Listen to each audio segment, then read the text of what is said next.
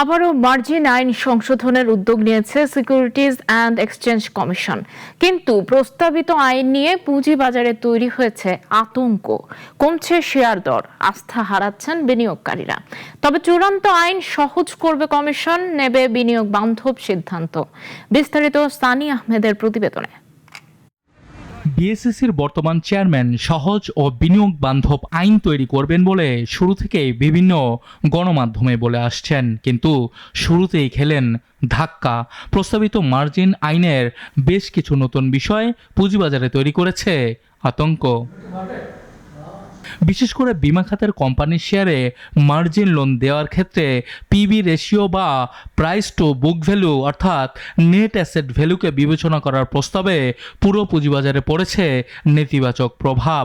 টানা কমছে বিমা খাতের শেয়ার দর। তবে এ ব্যাপারে উদ্বেগের কোনো কারণ নেই জানিয়েছে কমিশন।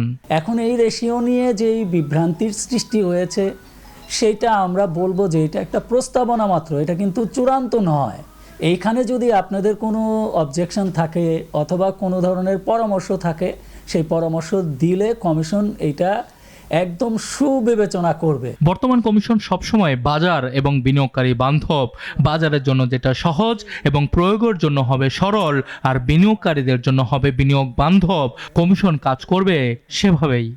আপনারা যেই বিষয়গুলোতে মনে করছেন এটা বিনিয়োগের জন্য কঠিন, যেই জায়গা প্রয়োগ করা যাবে না, বিনিয়োগের জন্য আপনার ভালো হচ্ছে না, সেই বিষয়গুলো এখন আপনাদের মতামত, আপনাদের পরামর্শ কমিশনের কাছে পাঠিয়ে দেন এবং কমিশন প্রতিটা মতামত পরামর্শ বিবেচনা করেই করবে। এবং এইটাও আপনাদেরকে জানিয়ে রাখতে চাই, এটা বিনিয়োগকারী বান্ধবী হবে এবং এটা ব্যবহার করতেও যেন সহজ হয় সেই ব্যবস্থা করা হবে।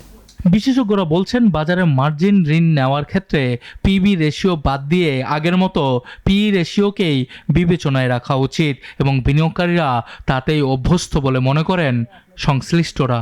বিভ্রান্ত হওয়ার দরকার নাই, যেটা ফাইনাল হয়ে গিয়েছে এমন নয় কিন্তু।